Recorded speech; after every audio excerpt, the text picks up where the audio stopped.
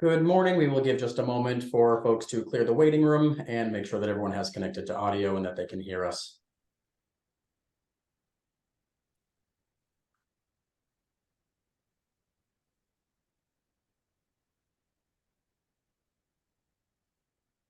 Good morning. This is the voting hearing of the licensing board for the city of Boston. Today is Thursday, November 2nd, 2023. This morning's hearing is being recorded and will be posted to the City of Boston's website. While the public is encouraged to attend, there will be no additional testimony accepted during the voting portion of this morning's meeting. We are going to take one item out of order and finish up an item that was left unfinished from yesterday's transactional hearing, which occurred on Wednesday, November 1st, 2023. This is item number 12 from the transactional hearing agenda, SelfUp LLC, doing business as SelfUp Cooking Classes located at 19 to 21 Kingston Street, which has applied for a common victular 70 wines and malt beverages license. The proposed manager of record was not present to answer the manager of record questions at yesterday's hearing, and I believe is present with us this morning. That is Valentino Peradina, represented by counsel attorney Robert Lynch. Is that correct? You're both with us this morning?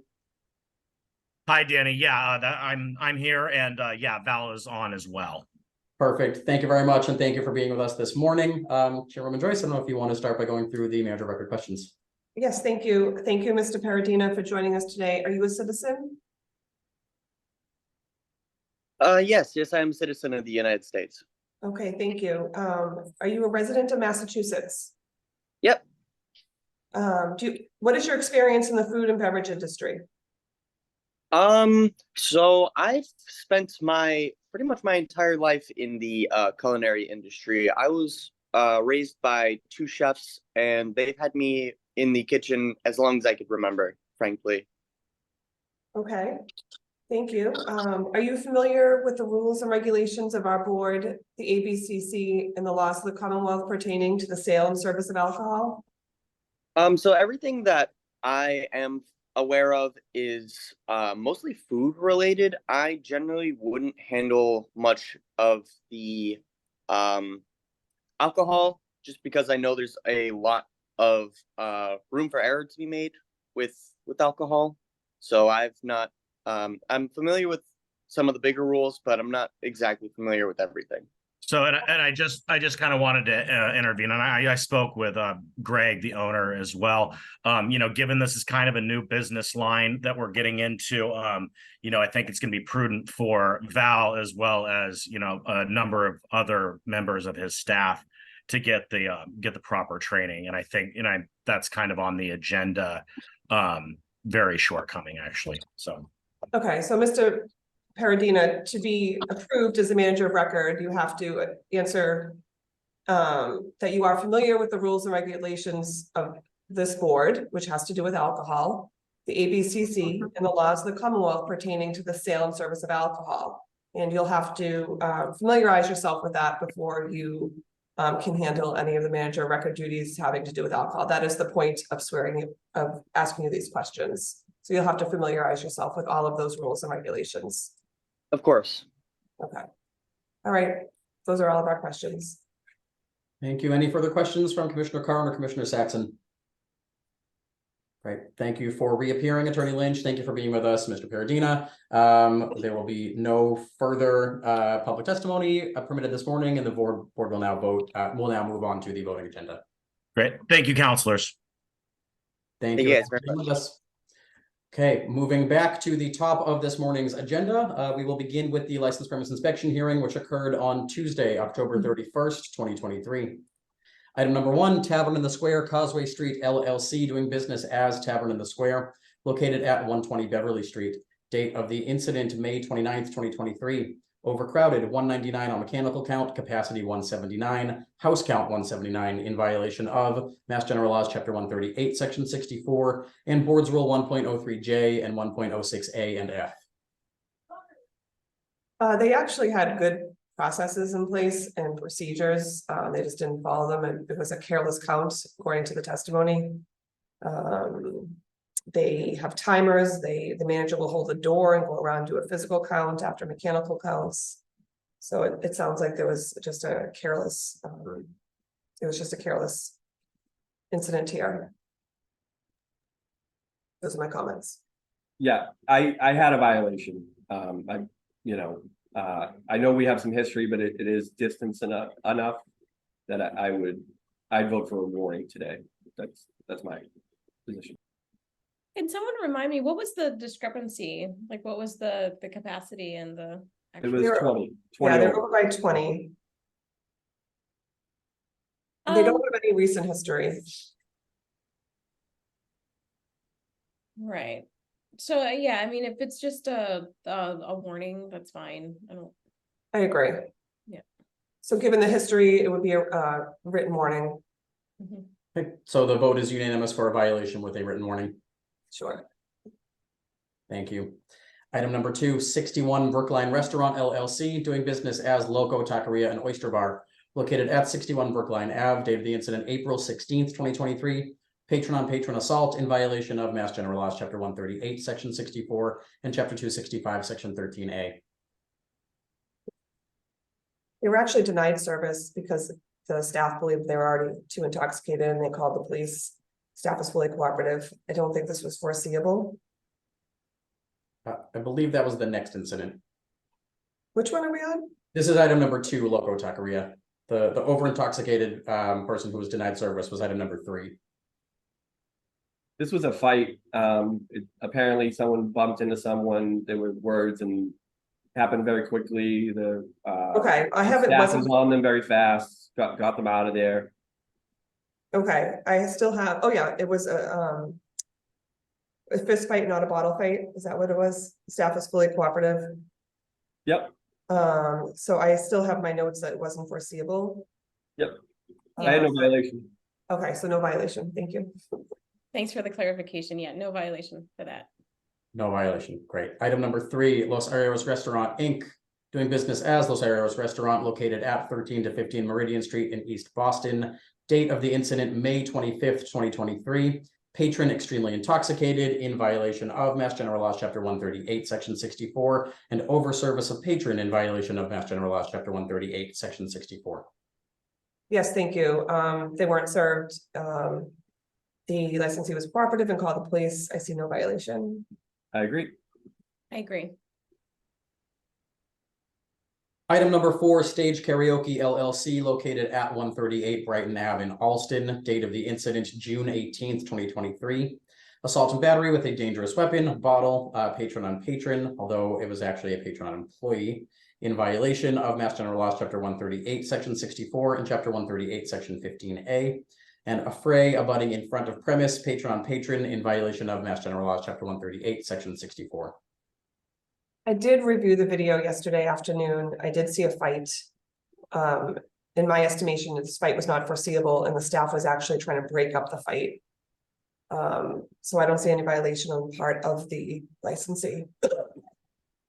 I second that, and also I take the staff at their word that they were actually being vigilant about the area around the women's bathroom and stuff like that. So not only no violation, but I commend them on their diligence in that endeavor. I agree with all said. No violation. Item number 5, J Bond LLC, located at 25 Kingston Street. Date of the incident, May 7th, 2023. Assault and battery by means of a dangerous weapon in front of premise in violation of Mass General Laws, Chapter 138, Section 64, and Chapter 265, Section 15A. Failure to cooperate with police in violation of Mass General Laws, Chapter 138, Section 64, and Board's Rule 1.10A and B. And failure to notify Boston Licensing Board of Armed Security in violation of Mass General Laws, Chapter 138, Section 64. I'm gonna take each of these separately. The assault and battery, I wasn't able to determine whether or not that was, had anything to do with the licensed premise. So I don't see a violation on that one. Failure to cooperate with the police, I do see a violation. I think there was multiple employees who failed to cooperate with the police, and that's unacceptable. I don't know how we should go about, I don't know if you guys have other comments, you want me to just go Do through? you want to do the third one, or? Yeah, and the third one, failure to notify the police of armed security. The testimony was that they do have a licensed, they do have a security company that is not armed. However, they need to put something in place. The people with guns shouldn't be showing up to getting paid, but I can't go as far as saying that they failed to notify us because the employees do not carry guns. I see For no me, violation. I'm sorry, I see no violation, no violation. So for me on the first one, I think I maybe tipped my hat during the hearing, or tipped my hand, sorry. I did see the connection for the assault and battery. I think the weight of the evidence was that it happened right in front. It's not that it was foreseeable and that they could have done anything to prevent it, but also it's not just the before, it's how they react to it. And the total lack of any kind of proper reaction to that situation. I just didn't quite buy that nobody heard a shot. I think there was clearly a shot and that, you know, people heard it. It was here, you know, it was audible. So I think it was a close call, but I came down just on the side of seeing a violation for any reasonable, you know, mitigation reaction to the shots fired. So I saw a violation there. I definitely saw a violation with the failure to cooperate. It wasn't just that one employee was caught, you know, that employee or non-employee that was causing the problem. They were unable to find any employee of the premises that was willing to really cooperate and lend their assistance until maybe Mr. Reza got there sometime later.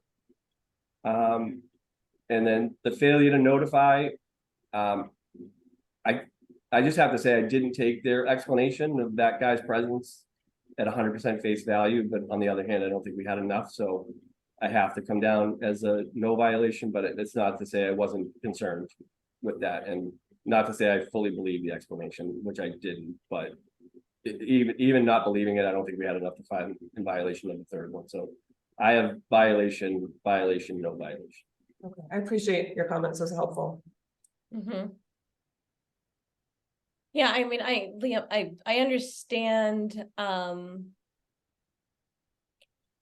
actually, if I can ask a question, Liam, what were you saying, what were you believing that they should have done in reaction to the affray?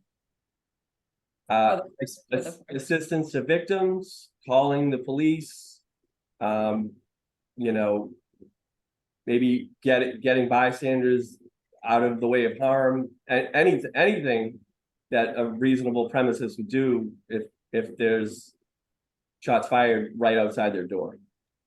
And not for me, I didn't accept the story that he did not hear a shot. So it's basically willful ignorance versus acknowledging that something happened and trying your best to do something about it. Anything.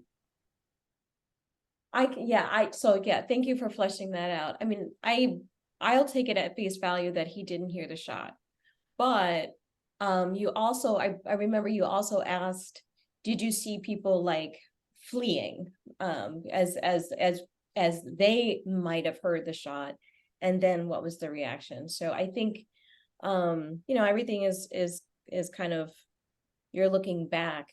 And yes, I think there could be some policies and procedures to put in place to make sure that the staff is, in times of crisis, whether it's the staff or with the vendor, that they're doing things quote unquote by the book.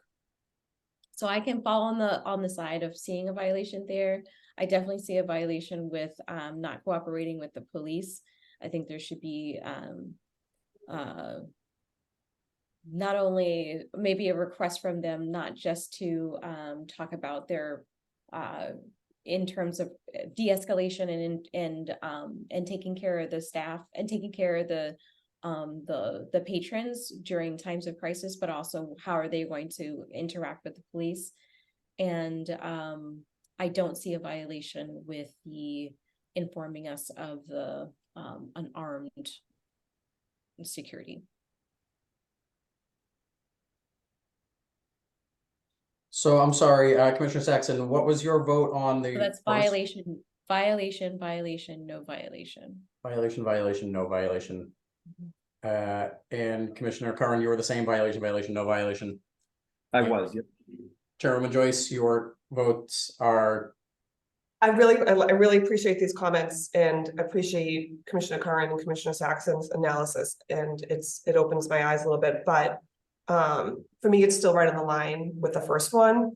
I think the testimony was they weren't really sure who, like, the police didn't even know actually who the shooter was, so I'm gonna keep mine, knowing that you guys are both for violation, I'm gonna keep mine as no violation for the first.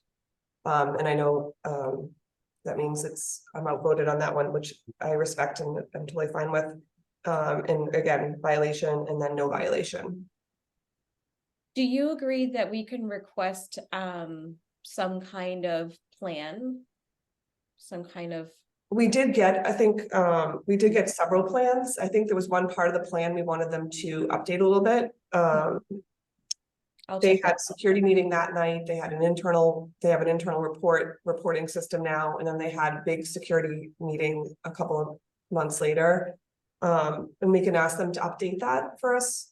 I think that would be good. The other thing that I was concerned about is the checking for weapons and knives. I think it should be extended to the people in the line, not just when they get to the door. I think they should monitor the lines. I'm not saying that they have to go and pat and frisk everyone who's in line, but they should be monitoring that. So it sounds like we're seeing these things happening outside the premise in line, and the licensed premises feeling that, not sure if they're responsible for that, but Yeah. they need to, I feel like they need to do that. Yeah, and if this was a private party, if I remember correctly, right? They, I forget which one. they categorize it as a private party with the list. So I don't understand why they kept a line outside. I think they were trying to keep a reduced capacity. That's what they testified to. For whatever reason, maybe they had not enough staff and they recognize that, that's something I did note that was a good part of their presentation, that they said, I think they said they cut it at 140. I don't know what their actual capacity is. But they stated that they were keeping a reduced capacity for operational reasons. Mhm. okay, so Chairman Joyce, you just requested that they update the submitted security plan to address how they will monitor Yeah. folks waiting in line for the presence of weapons or firearms. That's Yeah, correct? and even the line, there shouldn't be these long lines outside these places. Okay. Mhm. As to the, it looks like 2 of these violations, the board has voted for a violation. So we should talk about the disposition of each. This is a new licensee with no history. So with that in mind, what would the board like to see? Warning. I'd vote for a warning, yeah. A warning on each of the 2? On each. Yes, because they're two separate. It- To me, they're separate. Mhm. So a warning for the assault and battery, a warning for the failure to cooperate, and no violation on the failure to notify of armed security. And the board is requesting an update to the security plan to address how they will monitor the line and make sure that folks have been properly searched for weapons. And on the update, I think Commissioner Saxon touched on something that I had been thinking about, which is the training to include de-escalation. I always like to see it, and I didn't hear them mention it when they talked about how their security guards were trained for this purpose. It was mostly self-defense he mentioned, and something else which I wasn't familiar with, but I don't think. You're right. The training seemed more to do with self-defense. Yeah. Mhm. And I think he said an acronym, which I might not be familiar, and it might include de-escalation, but I wasn't familiar with it, so. Yeah, I wasn't sure. But that's a very good point. I think that's good feedback. Right, and also to update the submitted security plan to explicitly mention de-escalation training. Yes. Thank you. Moving on to item number 6, J Bond LLC, located at 25 Kingston Street, date of the incident September 4th, 2023. Assault and battery with a dangerous weapon and knife in front of licensed premise. 2 victims in violation of Mass General Law, Chapter 138, Section 64, and Chapter 265, Section 15A.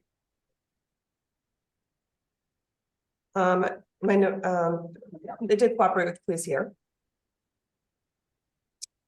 I'll let you guys jump in. I had a clear no violation. Okay.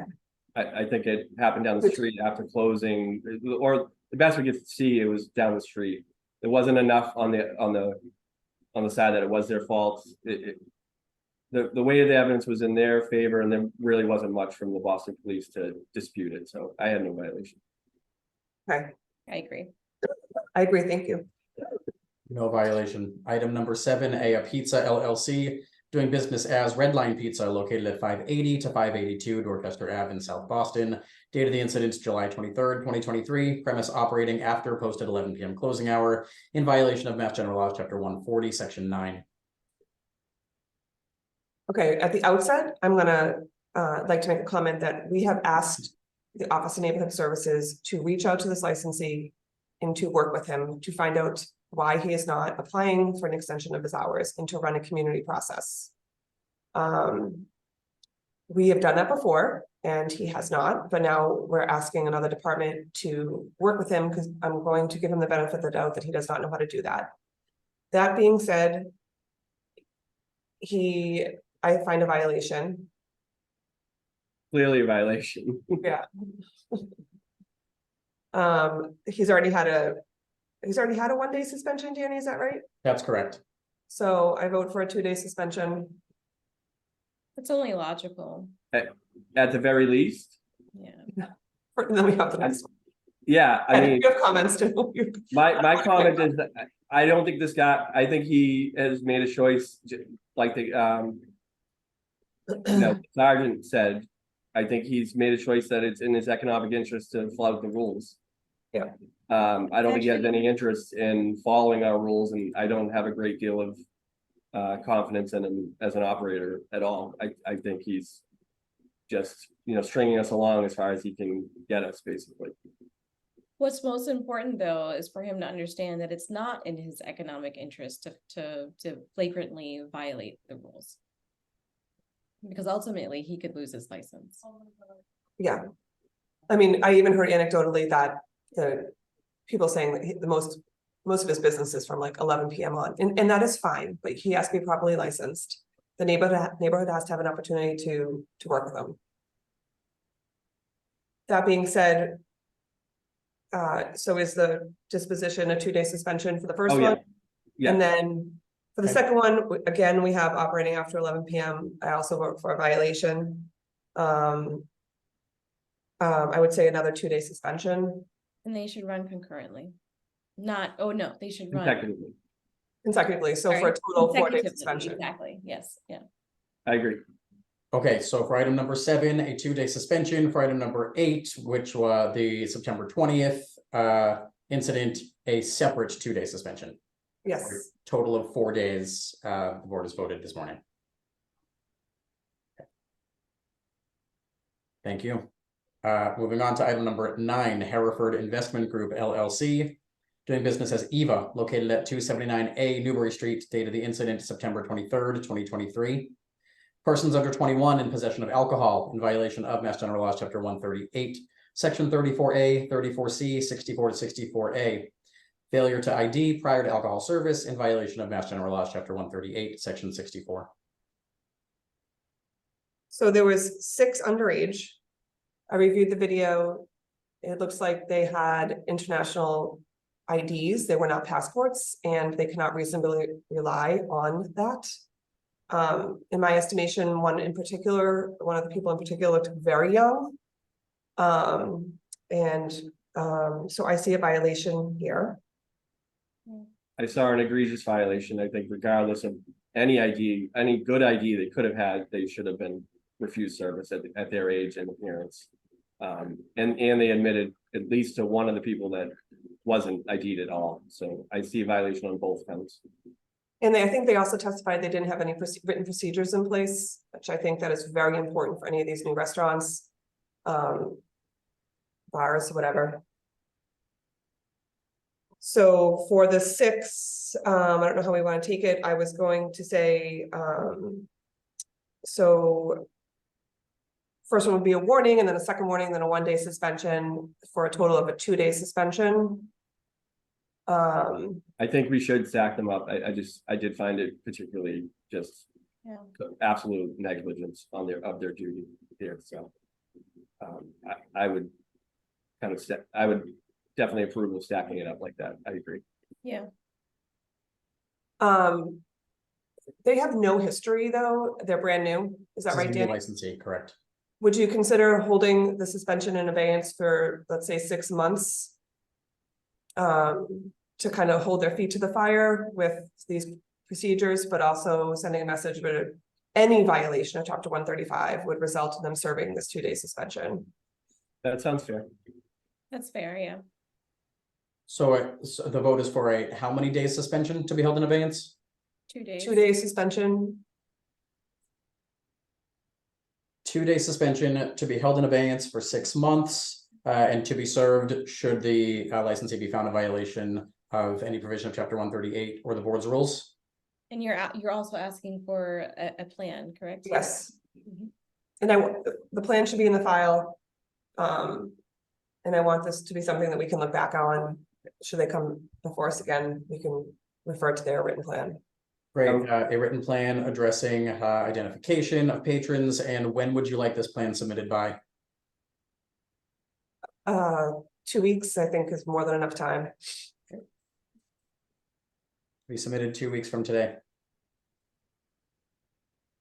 Thank you. And item number 10 was an informational hearing, Unity Sports and Culture Club, Inc., doing business as Unity Sports, located at 10 Dunbar Ave in Dorchester. This was an informational hearing regarding the licensee security plan that the board requested on October 4th, 2023. It was received. If there are any comments from the board about the plan. I have no comments. Yep, nothing further from me. Great, so the plan is accepted and will be placed on file. Moving on to the transactional hearing, which occurred yesterday, Wednesday, November 1st, 2023. Item number 1, Northeastern University, doing business as Northeastern University, located at 815 Columbus Ave, has applied for a common victular license to be exercised on the above. Manager John Tobin, hours of operation 11:30 a.m. to 2 p.m. We have clarified that is a.m. I vote to approve. I agree. I agree. Item number 2, LV Corp. doing business as Chop or Charlie's House of Pizza, located at 1740 Dorchester Ave in Dorchester, has petitioned to change the closing hour to 12 a.m. I vote to approve. I agree. I agree. Item number 3, Berkeley College of Music, located at 12 Hemingway Street, has applied for a dormitory license to be exercised on the above. Manager Ryan Anderson. I vote to approve. I agree. I agree. Item number 4, Massachusetts Sports Service, Inc., doing business as Jack's Abbey Track Zero Tap Room, located at 100 Legends Way, has petitioned to change the DBA of the licensed business to Viva Victory Den. I vote to approve. I do as well. I agree. Item number 5, SSP America, Inc., doing business as Boston Harbor Distillery, located at 500 Terminal Road in East Boston, has petitioned to amend the hours of operation to 8 a.m. to 12 a.m. Monday through Sunday, and is requesting alcohol service to begin at 10 a.m. on Sunday. I vote to approve. I agree. I agree. Item number 6, Cannonball Cafe LLC, doing business as Cannonball Cafe, located at 383 Dorchester Ave in South Boston, has petitioned to amend the description of the licensed premise to a cafe on 1 floor with counter service and seating for 26 patrons, an annual patio located on private property with seating for 24, operated from 7 a.m. to 10 p.m. 7 days a week year-round, and approximately 31,463 square feet of outdoor space for special functions and events on private property. I vote to approve. I agree. I agree. Item number 7, Davis Aerosmith, Inc., doing business as Industry, located at 750 to 754 Adams Street in Dorchester, has petitioned to transfer the license from the above to the Great Escape, Inc., doing business as Chubb's Taco and Tequila Bar at the same location. Kerry Santry, manager, closing hour 1 a.m., has proposed updating the description of the premise to a 4,000 square foot restaurant, kitchen, and bathrooms on the first floor, office and storage in the basement. And lastly, has petitioned to pledge the license to North Shore Bank. Thanks, Danny. I vote to approve Ms. Santry as manager of record. I believe she has the appropriate character and fitness to serve. I vote to approve the transfer and the pledge. I agree. I agree. And the updated description of premise as well. Yes, thank you. Thank you. Item number 8, Frank Anthony's Gourmet Market LLC, doing business as Frank Anthony's Seaport Boston, located at 50 Northern Ave, has petitioned to transfer the license from the above to High Sky Market, Inc., doing business as Frank Anthony's Seaport Boston at the same location. Pranavi Chakuri, manager, closing hour 11 p.m. Also updating the description of the premise to a 2,745 square feet on the first floor of a 15-story building containing retail space, service counter, kitchen, and storage area. Retail space operates as a retail package store, market, and takeout restaurant. And lastly, is petition to pledge the license and inventory to Rockland Trust Company. Thank you. I vote to approve the transfer. I vote to approve the updated description and the pledge, and I also vote to approve Ms. Chakori as manager of record. Based upon the testimony in our affidavit, I believe she's appropriate character and fitness to serve. I agree. I agree. Item number 9, 295 to 297 Franklin Street LLC, located at 295 to 297 Franklin Street, has petitioned to transfer the license and the location from the above to Kefta Dakia LLC, doing business as Kaya, located at 380 Harrison Ave. Dimitri Tsolakis, manager, closing hour 1 a.m. and has petitioned to pledge the license to Harris South End LLC. Thank you. I vote to approve Mr. Salakis as manager of record. I believe is the appropriate character and fitness to serve. I vote to approve the pledge. I also vote to approve the transfer to the new location. I believe they were able to establish public need for a license here. And I think there's an updated description. I'm not entirely sure, but Just a change of location, they're not changing the description. oh, okay. Thank you. I vote to approve all as well. I agree. Thank you. Item number 10, Evolution Resources LLC, doing business as Soleil Restaurant, located at 2306 Washington Street in Roxbury, has applied for a common victualler bowling building restricted 7-day all alcoholic beverages license. Manager Cheryl Strotter, closing time 12 a.m. Thanks, Danny. So this is our first application for one of the bowling building all alcohol restricted licenses. Correct. I vote to approve this application for this type of license at this location. There definitely is a public need for a license here. There currently is a restricted beer and wine license, is that correct? Correct. So should this be granted, that license would be returned to the city? Yes, and she has already she's already said that in writing that she would Okay. surrender her beer and wine. And I approve, she's already been approved by our board, Ms. Stratter. I vote to approve. I agree. Thank you. Item number 11, Hunan Gourmet LLC, doing business as Hunan Gourmet, located at 45 Beach Street, has applied for a common victualler 7-day wines and malt beverages license. Manager Jichao Cheng, closing time 10:30 p.m. I vote to defer for community process. Yep, I started the same way. Vote will be deferred to allow for the completion of the community process.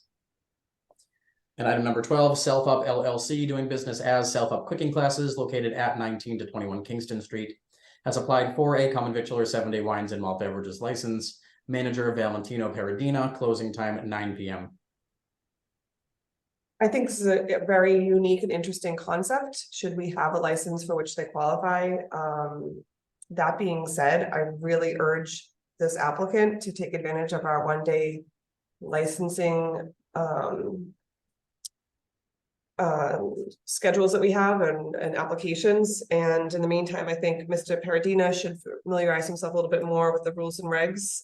But putting that aside, should one become available that they qualify for, my vote would be to approve.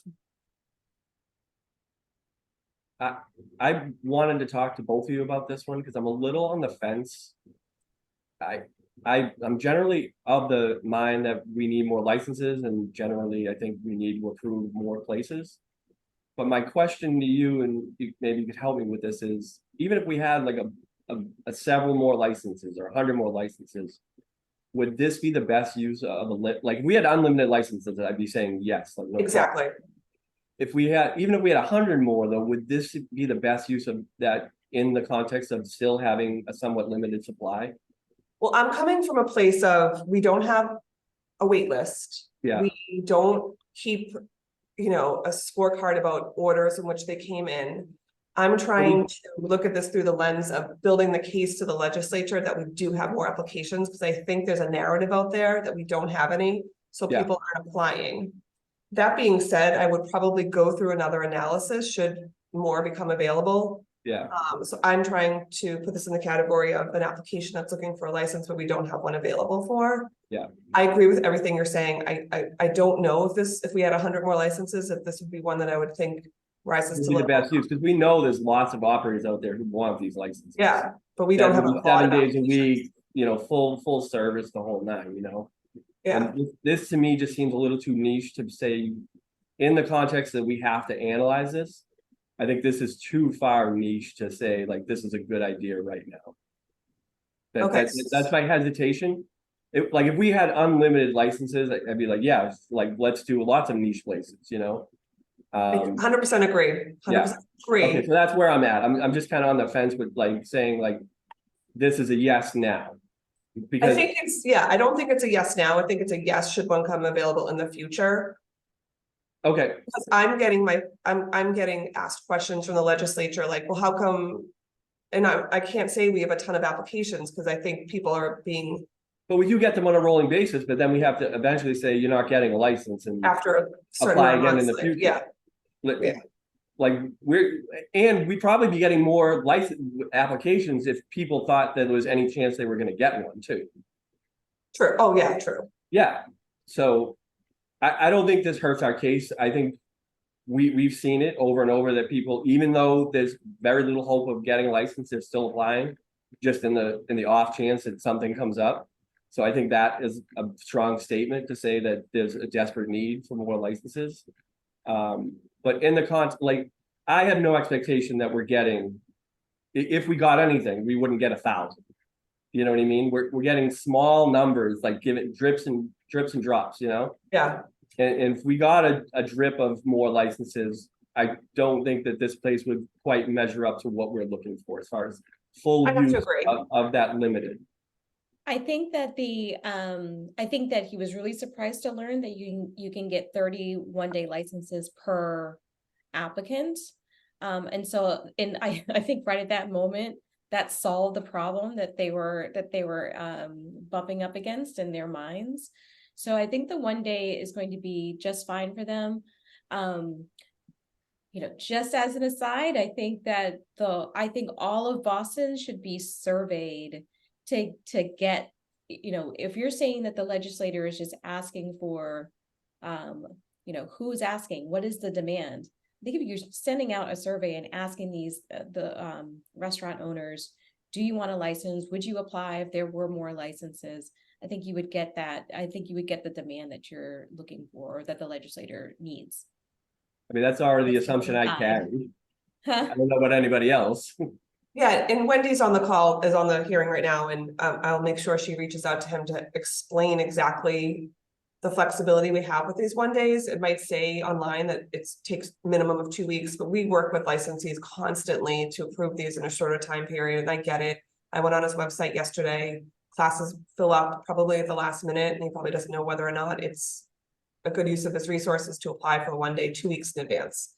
So why don't we, Sorry, I was gonna say, this is a conversation Wendy and I both have had with their attorney. Yeah. We are happy to have again about the 1 days. so given our comments today, I have to say I agree with both of you, so